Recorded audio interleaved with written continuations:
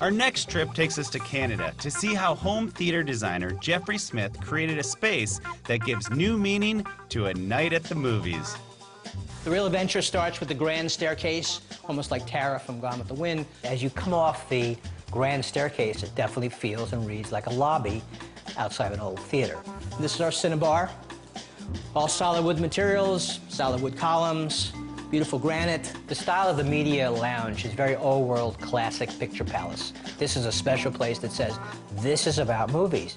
Maybe you want to catch a little prelude to what's going on inside the theater or a second movie. We'll come over to a touch screen. This controls everything in this particular area. We're going to push watch, and look what happens here. Beautiful piece of art, we think is very cool.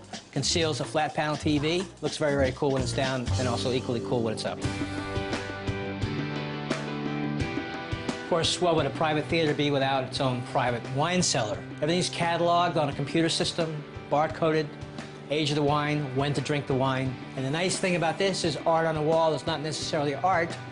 By engaging a particular button, the art becomes the touchscreen and barcode system for the wine collection. So the hardware is hidden behind attractive technology. Per square foot, the most expensive room in the undertaking is the theater auditorium. The money in our work is obvious. You have solid slab granite and marble slabs, real gold leafing, wool carpeting, real antique fixtures.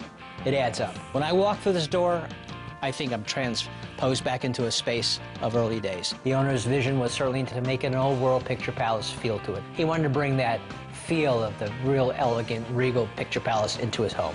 This actually controls everything in this room, and there's 30 of these throughout the residence. This particular touchscreen is for the theater alone. You notice I have the curtains, for example. I can open these curtains by simply touching an icon. My favorite part of the theater has to be these Cine Pally loungers. These are custom crafted, individual style chairs, motorized with verde green marble trays, solid carved Corbel front end, solid granite drink holders, storage in the arms for trays, for snacking. Everybody should have a seat like this in a custom theater. These materials here look like fabric. They're really acoustically transparent materials, concealing surround sound speakers. This is a JBL synthesis system. It's the top of the line. This delivers more watts than I care to mention on camera. This is probably a $200,000 audio package. In our work, the ceiling is probably the most important single element in a theater. It's the center point of our design. In this particular space, we have a fiber optic lighting program that allows a sun-up to sunset effect. It fades through the sky with shooting stars and constellations.